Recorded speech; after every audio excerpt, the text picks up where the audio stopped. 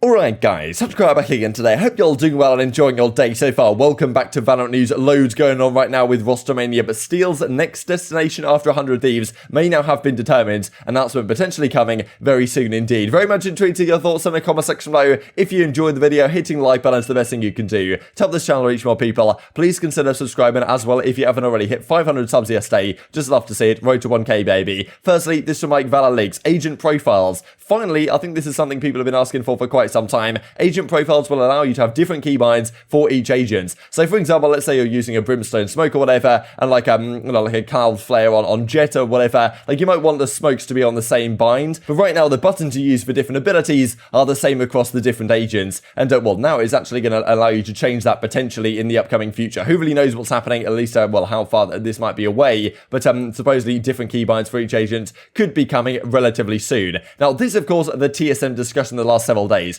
Corey, Tig were rumoured to be going here, as George points out, but Tig is no longer going to be there, but Corey is going to be with TSM. Now, of course, TSM, there's been a fair few leaks the last couple of days from Sub-Rosa, for example, we looked at yesterday, saying he's very confident in their roster right now, and what that roster is potentially going to be. Sub-Rosa, Wardell, Leviathan, Corey, +1. Now, the +1 has been talked about, like, could it be Steel? I know there's some drama between those players, but they need an IGL, could Steel be that guy? Apparently, Steel is not going to be that guy, because T1 are going to bring in Steel to their roster. This is honestly a really cool move. I'm really happy about this, and it seems really exciting, to be honest, because T1, an organization that, given the talent and the names on their roster, just didn't get the success they were looking for. And Steel, after what he did when he first joined 100 Thieves, like winning the first strike thing, then maybe it's going to be a great destination right here. But of course, we can talk about that more when it does get confirmed. If it does, he's not yet signed, so things could still change. But apparently, TSM and NRG were also targeting Steel, but T1 have apparently locked in the deal. So as you can see right here, we'll just have a look at things. Feel free to check out the entire article. I'll leave it linked down below. But yeah, Steel apparently will take over Curry's role as in-game leader, which kind of makes sense, right? Still coming in as a proper IGL. T1 have been kind of in a strange spot with who their IGL is going to be. Spider, the future of Spider remains unclear, kind of inactive for the team right now. Recently practiced apparently with the guards. So this new guard that's coming in, the kind of Cronky Sports and Entertainment group, and well, they're going to apparently come in. They've brought in a coach, they've brought in a couple of guys. Spider might be going over there. Of course, that last played for T1 a very long time ago at this point. Now, follows on to say, Steel was, of course, dropped from 100 Thieves active roster, very surprisingly, after the Stage 3 Masters in Berlin, and since his removal, Steel has been one of the most sought after in-game leaders during the off-season, especially among North American teams. Organizations such as TSM and NRG have shown interest in Steel at various times. However, each of these teams has seemingly decided to go in other directions. Of course, NRG have acquired Hayes, and TSM are looking at Corey, but they're also going to need one more than that, you would imagine, with the team as it stands right now. So yes, T1 apparently going to go after Steel. I really like the sound of it. I'm not exactly sure, because I think Thwyfo and Curry have been playing with Steel a fair bit on stream the last few days, and I'm not exactly sure what the agent composition is going to be right here, whether Steel's going to go on a Sova like he's been using a lot, whether he's going to be on a Jet.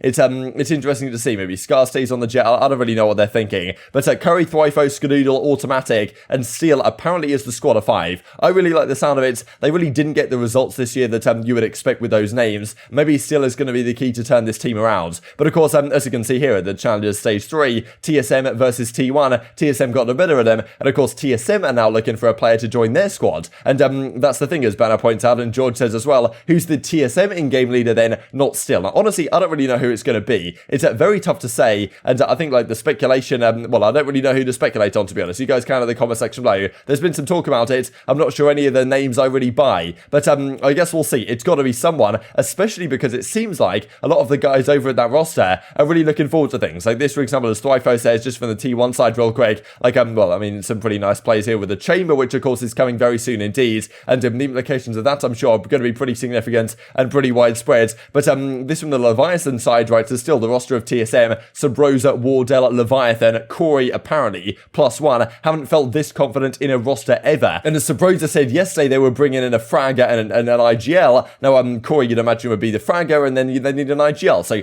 that it's really an interesting one. I don't know what they're planning to do here, but I guess it will have to stay tuned and find out. This then I wanted to mention from the tournament that concluded yesterday, the kind of community gaming type thing that was going on. We looked at how things had gone to the semi-finals. Knight, Team Seal, NRG NRG versus Pioneers, but at some surprising results here really, especially in this semi-final, with Pioneers coming out and 2-0ing NRG. Of course, like, NRG, they're a new squad. They just formed, FaZe just came into their team. They played this tourney, of course, online, got some good practice as a result. But still a bit of a surprise, let's just say, given the fact that on the other side, this team of Pioneers was also pretty much a pickup squad. Like, we did join the team right before the tourney started. So 2-0 to Pioneers. Ascent goes pretty comfortably, 13-8 in the end. Almost NRG tried to do a bit of a comeback, like they got crazy comeback on that we looked at, well, maybe yesterday or the day before. They were 12-1 up and they lost a map right there. But it doesn't happen this time to Pioneers. And you can see, like, you know, Android didn't have the greatest map right here. And over the course of the series, they go to Icebox. This goes to overtime. And Pioneers win it 14-12 with a great play from Thief really to close things out. But yeah, over the course of it, EU had a great series. The rest of the guys doing nothing particularly special. And yeah, Thief really the star of the show on the other side of things. So NRG fall out of the tournament. Bit of a surprise on that front. Of course, not the most important tournament in the world. The Valorant Elite Showdown right here, community gaming stuff for $25,000. It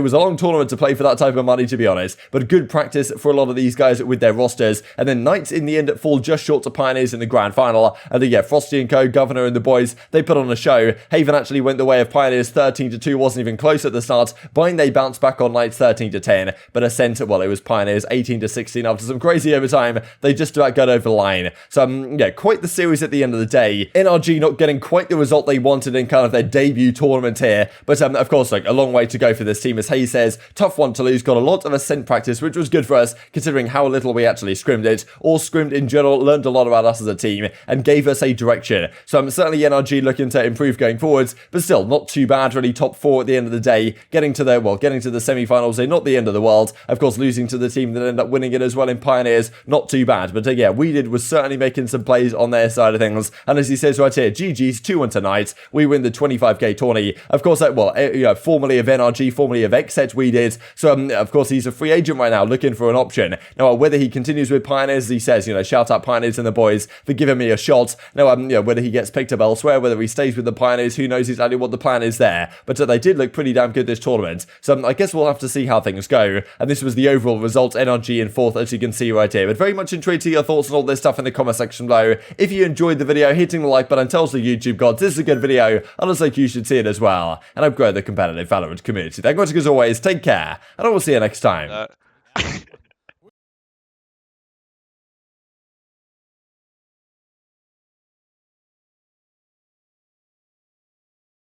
Doesn't seem like a safe round.